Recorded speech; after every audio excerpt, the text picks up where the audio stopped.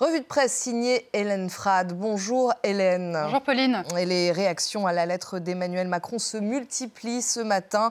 Emmanuel Macron qui affirme que personne n'a remporté les législatives. Ouais, dans cette lettre qui a été publiée hier par la presse quotidienne régionale, le président appelle aussi l'ensemble des forces politiques se reconnaissant dans les institutions républicaines, je cite, à bâtir une majorité solide, nécessairement plurielle pour le pays. Un message pour tenter de reprendre la main et qui semble exclure le Rassemblement national, mais également la France insoumise, d'après Le Parisien aujourd'hui en France. Et le moins que l'on puisse dire, Pauline, c'est que l'accueil globalement est plutôt mitigé. Emmanuel Macron a-t-il compris le vote des Français? La lettre qu'il vient de publier permet d'en douter, critique Le Figaro, en évoquant, je cite, un diktat présidentiel qui risque de ressouder la gauche, mais aussi de faire capoter l'amorce d'un rapprochement entre la droite et le bloc central. La gauche et Libération qui accuse le président d'être, vous le voyez, un mauvais joueur, de lancer une nouvelle grenade dans un jeu politique déjà chaotique et de tenter de rester au centre du jeu, malgré sa défaite.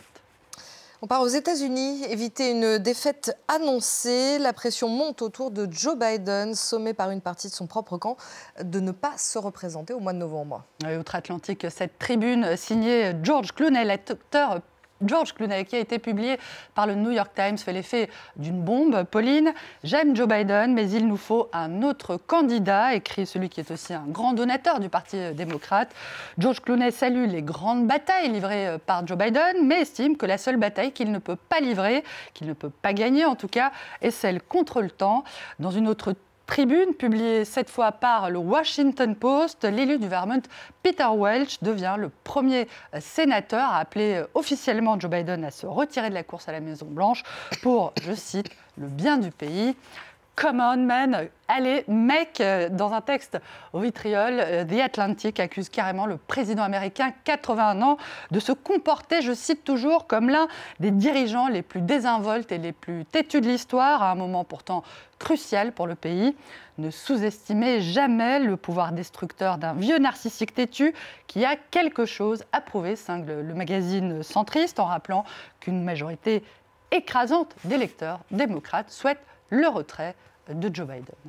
Et la presse américaine qui s'inquiète également d'une possible intensification des opérations de sabotage russes en Europe en représailles à l'aide à l'Ukraine. Ouais, le Washington Post à nouveau dit avoir eu accès à des documents obtenus par un service de renseignement européen prouvant, je cite, l'ampleur des efforts déployés par la Russie pour identifier des recrues potentielles, en particulier sur les réseaux sociaux, pour se livrer à ces opérations de sabotage à travers l'Europe. Des allégations qualifiées d'incitation à l'hystérie russophobe par le porte-parole du Kremlin, Dmitri Peskov. Les autorités russes, qui sont en revanche plus discrètes sur l'interdiction en Russie du Moscow Times, un grand quotidien indépendant lancé en 1992, publié en anglais et en russe, et que nous citons régulièrement ici dans la revue de presse. Selon le journal, le bureau du procureur russe lui reproche de chercher à discréditer les décisions des dirigeants de la Fédération de Russie, je cite, en matière de politique extérieure et intérieure. Les atteintes à la liberté de la presse qui se multiplient à travers le monde, y compris en Europe. Oui, d'après en Italie, les choix éditoriaux des dirigeants de la RAI, la télé publique nommée par le gouvernement d'extrême droite de Giorgia Meloni provoque de nombreux débats régulièrement sur son indépendance, en particulier depuis que la chaîne d'info de la RAI, RAI News, a semblé chercher à minimiser les résultats des législatives en France.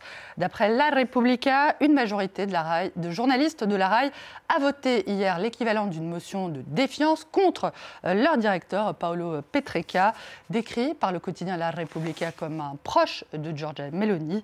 Et la France n'est pas épargnée. La Croix a fait état ce matin, Pauline, de 2 amendes de 60 000 et 20 000 euros infligées à la chaîne CNews, qui est une propriété du groupe Bolloré, par l'Arcom, l'équivalent du gendarme audiovisuel français, pour manquement à ses obligations, pour ne pas avoir apporté la contradiction sur des propos tenus sur ses antennes, ce qui contrevient évidemment à l'obligation de l'honnêteté de l'information. Ce principe aurait également été mis à mal par une autre chaîne d'infos privée, BFM TV, récemment passée sous le contrôle du groupe CMA-CGM.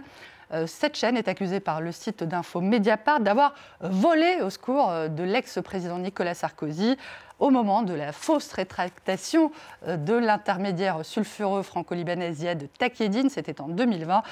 Ziad Takieddine qui intervenait dans l'affaire des financements libyens de la campagne présidentielle de 2007. Et la France n'est pas épargnée, Hélène.